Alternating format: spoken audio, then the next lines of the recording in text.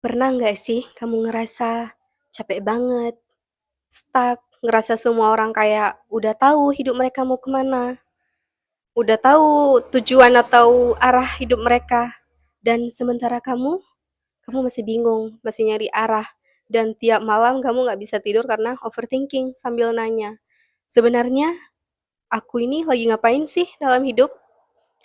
Kalau iya, berarti kamu nggak sendiri, dan welcome to the club quarter life crisis. Jadi hai teman-teman, welcome back to my YouTube channel Nur Askia. You can call me Askia.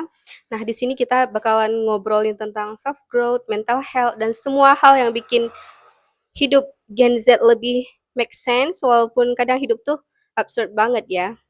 Kalau kamu baru pertama kali mampir, jadi make sure to subscribe dulu ya karena setiap minggunya kita bakalan terus ngobrolin bahkan nggak setiap minggu karena insya Allah aku uploadnya akan setiap hari paling lama ya 1 minggu itu paling lama tapi biasanya aku upload setiap hari guys atau 2 hari sekali.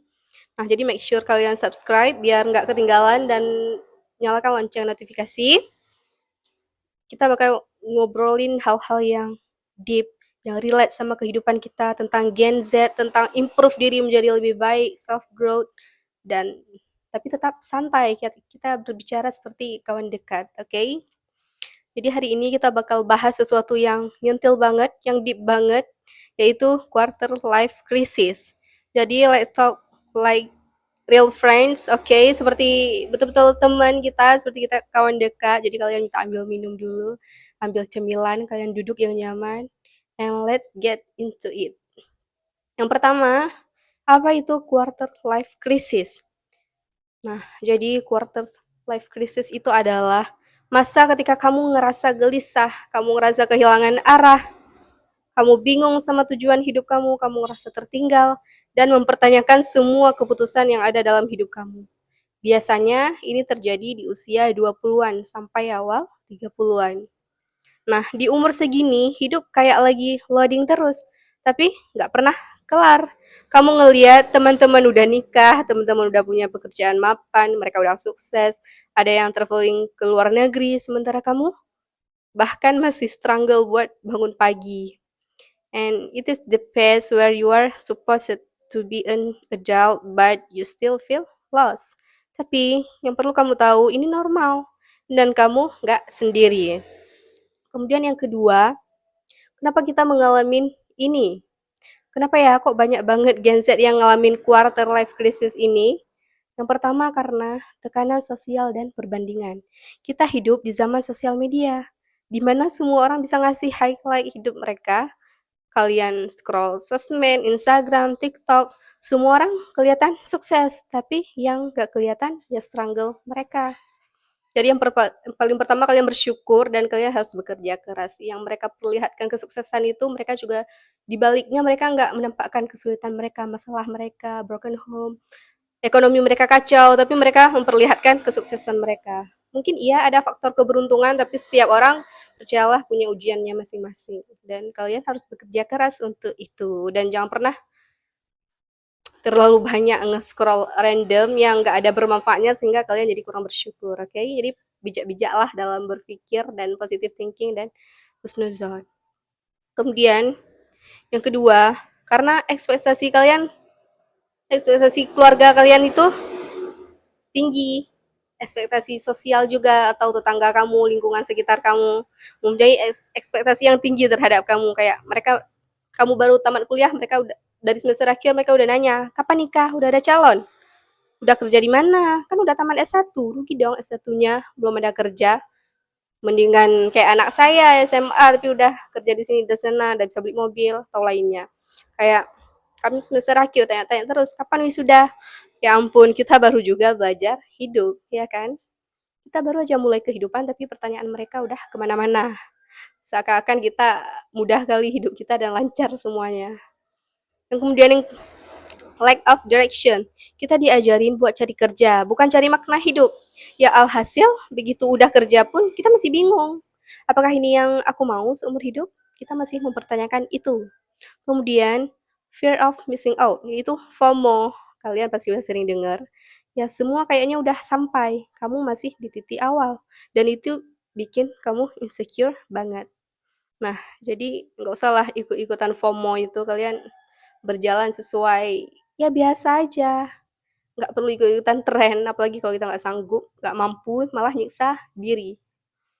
Nah, relate nggak? Gimana rasanya? Tulis di komentar ya, aku pengen tahu cerita kamu juga.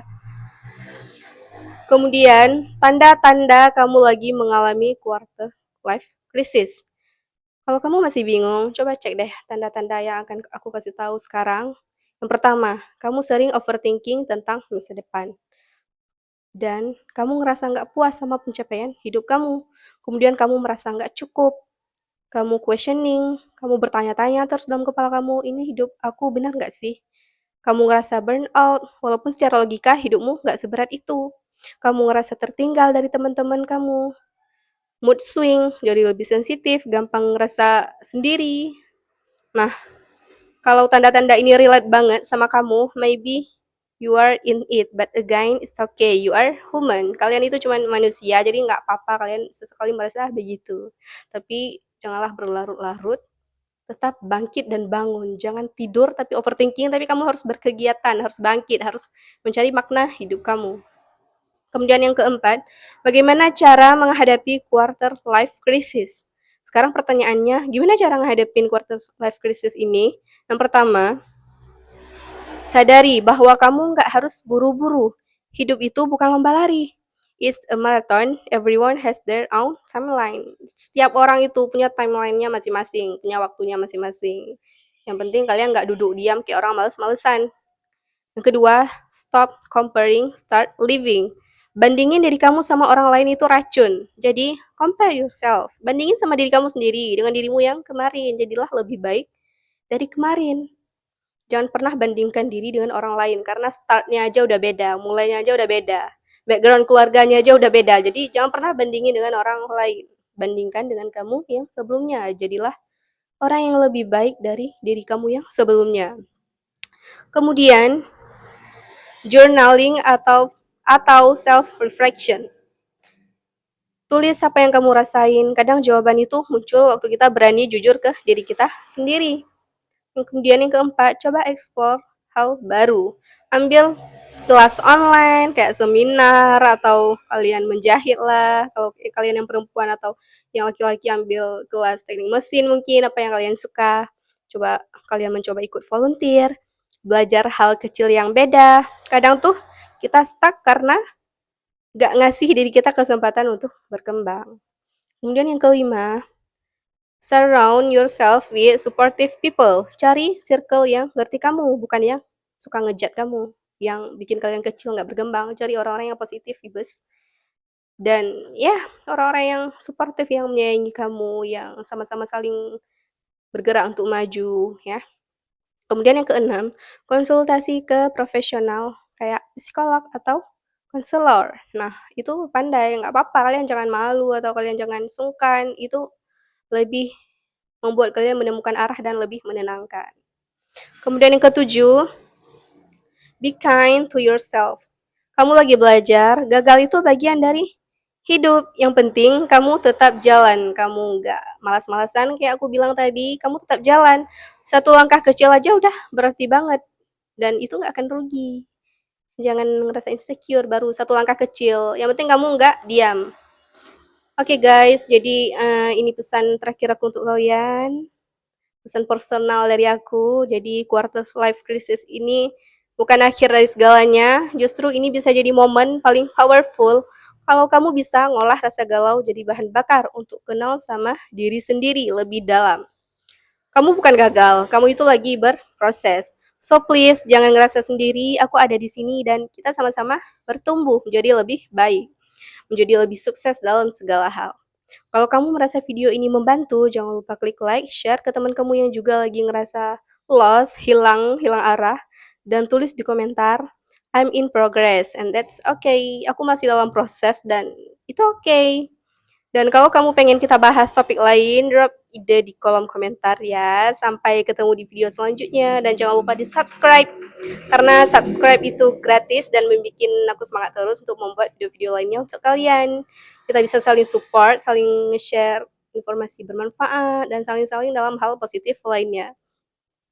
Jadi be strong, stay real, and stay kind. Okay, bye-bye. Thank you guys.